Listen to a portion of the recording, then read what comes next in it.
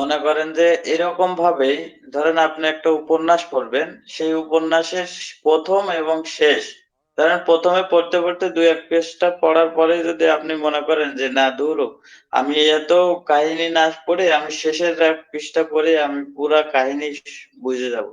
সেটা কিন্তু হবে না। আপনি ওই পুরা উপন্যাসের স্বাদ গ্রহণ করতে পারবেন না। এটা হয় না কখনো। ধরেন আপনি একটা আম গাছ লাগাইলেন, সেই আম গাছের যে ফল, সে আম গাছের ফল আপনি আম গাছ লাগিয়ে কি ২-১ মাস পরেই আপনি আম খেতে পারবেন? পারবেন না। সে আম গাছ লাগানোর পরে পরিচর্যা আছে, সেটা বড় হওয়ার আছে এবং তারপরে গিয়ে সে কিছুদিন মানে তার সময় দিতে হবে, সে বড় হবে। তারপরে যেয়ে তার সেই গাছে একটা সিজন আছে, সেই সিজনে মুকুল হবে। তারপরে যেয়ে সেখানে আমের ফলন হবে।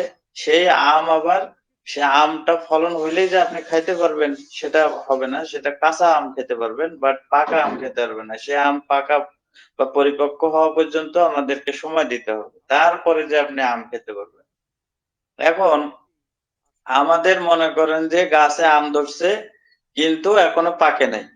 এইজন্য এসমো করে আমাদের সামনে নিয়ে আসতেছে না। কারণ জানে যে এটা কাঁচা মিঠা আম কিন্তু দিলে সবাই খেয়ে ফেলবে ঠিকই কিন্তু তবুও দেওয়া যাবে না। কারণ এটা আমরা পাকানো পর্যন্ত নিয়ে যাব যেন এর পরিপূর্ণ স্বাদটা সবাই নিতে পারে। আমরা সেই জায়গায় আছি। আপনাদের বুঝতে হবে যে আমরা কোথায় আছি। তো এখন এইজন্যে আজকে আমাদের এই টপিকসটা রাখা। আর আমাদের এইজন্যে ধৈর্য ধরতেই হবে। কোনো উপায় নেই। ধৈর্য ধরলে আমরা সেই পরিপক্ক আম খেতে পারবো। আমরা পরিপূর্ণ স্বাদটা পাবো। আসলে এই অ্যাশের সাথে বিজয় অর্জন করার পরে যে স্বাদটা, সেই স্বাদটা আমরা তখনই পাবো যখন পর্যন্ত এটা যখন পরিপক্কতা পাবে তখনই আমাদের সামনে এসে পরিবেশন করবে। অর্থাৎ যেমন একটা রান্না হয়ে যাওয়ার পরে আমাদের সামনে আমাদের মিসেসরা আমাদের সামনে রাখেন, ডাইনিং টেবিলে রাখেন তখন আমরা যে সেটা খাই এবং তখন সেটার আসল তৃপ্তিটা আমরা পাই। আদারওয়াইজ ধরেন আপনার রান্না করা হচ্ছে, আপনি যাই মনে করেন রান্না ঘরে গিয়া সেই অর্ধেক খাবার যদি আপনারা খেতে চেষ্টা করেন তাহলে কি সেই খাবারটা অর্ধেক রান্না খাবার আমাদের ভালো লাগবে? জীবনেও ভালো লাগবে না। এইজন্য আমাদের সবকিছুরই একটা পরিপূর্ণতা আছে, পরিপক্কতা আছে এবং তখনই সেটা মজা লাগবে যখন পর্যন্ত আমরা সেটা সময় দেব। আদারওয়াইজ সেটা হবে না।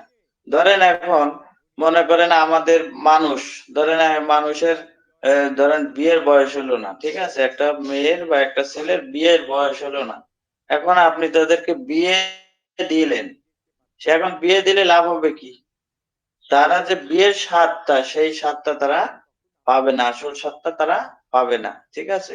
এই জন্য প্রত্যেকটা কাজেরই একটা পরিপক্কতা আছে, পরিপূর্ণতা আছে। ঠিক আছে? তো এখন আমরা যদি এই মানে সঠিক সময়ে সঠিক জিনিসটা না পাই তাহলে যেমন আমাদের পরিপূর্ণতা আসবে না। এসমো করেও সেই জন্যই আমাদের সামনে সবকিছু সঠিক সময়ে সবকিছু আনতেছেন। সঠিক সময়ে আমাদের সামনে নিয়ে আসবেন।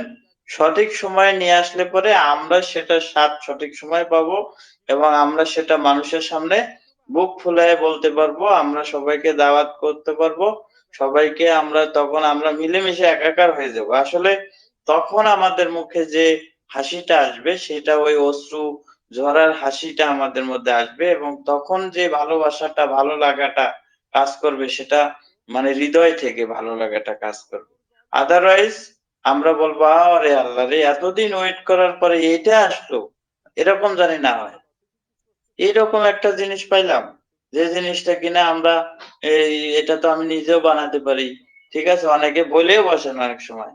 দেখা যাচ্ছে যে আমি কোনো যদি আইটি ইঞ্জিনিয়ারের সাথে কথা বলি, তখন দেখা যাচ্ছে যে তারা অনেক সময় অবজ্ঞা করে বলে বসে যে, "ধুর!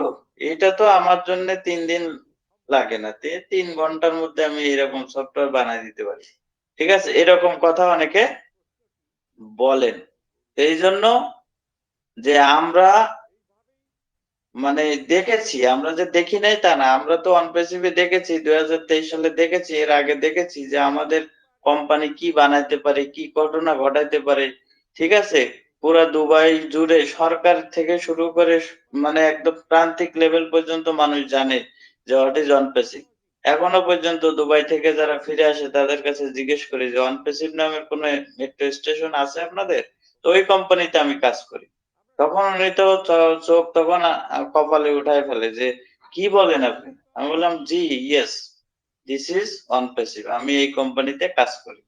ঠিক আছে? তো এইভাবে আমরা তখন বলতে পারবো, আমরা তখন মানে বুক ফুলায় বলতে পারবো যে আমরা এইটার সাথে আছি। ঠিক আছে? যদি তাই না হয় তাহলে আমরা বলতে পারবো না, আমাদের সেই স্বাদটা আসবে না, পরিপূর্ণতাটা আসবে না। আমাদের এটা অবশ্যই সেই জায়গাটা চিন্তা করতে হবে। সেই জায়গাটা চিন্তা করে আমরা আমাদের ধৈর্যের পরিপূর্ণতা নিয়ে আসবো। ধৈর্যের পরিপূর্ণতা আমরা আনবো। কারণ ধৈর্য আরেকটু ধরতে হচ্ছে। সেই কাঙ্ক্ষিত ফল আসা পর্যন্ত, সেই আম পাকা পর্যন্ত, সেই উপন্যাসের শেষ লাইন পর্যন্ত। ঠিক আছে? আমাদের সেই কাঁঠালটা সঠিক পাকা পর্যন্ত আমাদের কি আনতে হচ্ছে? আমাদের ধৈর্যটা আনতে হচ্ছে এবং আনতেই হবে এটা। যদি আমরা এটা না নিই তাহলে আমাদের পরিপূর্ণতা আসবে না। আমরা মিষ্টি আম খাইতে পারবো না। আমাদের পরিপূর্ণ স্বাদ আমরা গ্রহণ করতে পারবো না।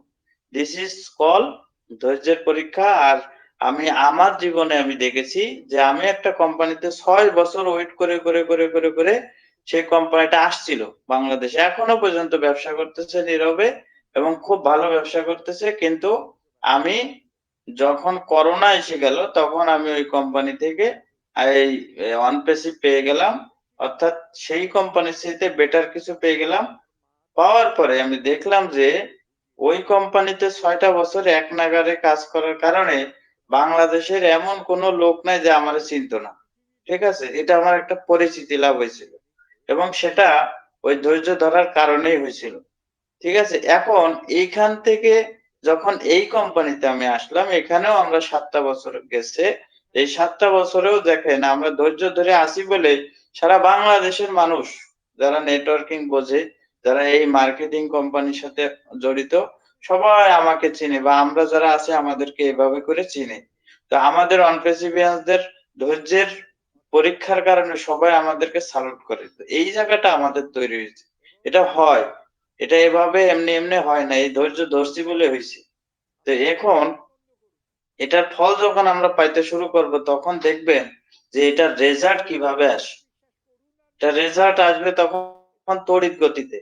অর্থাৎ বিদ্যুৎ গতিতে আমাদের রেজাল্ট আসতে শুরু করবে। সকলে আমাদের কাছে এসে ধর্ণা দেবে। এটা নিশ্চিত থাকেন। ঠিক আছে? তো মোটামুটি একটু অল্প সময়ের মধ্যে কিছু কথা বলার চেষ্টা করলাম। আজকে এই পর্যন্তই। সবাই ভালো থাকবেন, সুস্থ থাকবেন। আল্লাহ হাফেজ। আসসালামু আলাইকুম।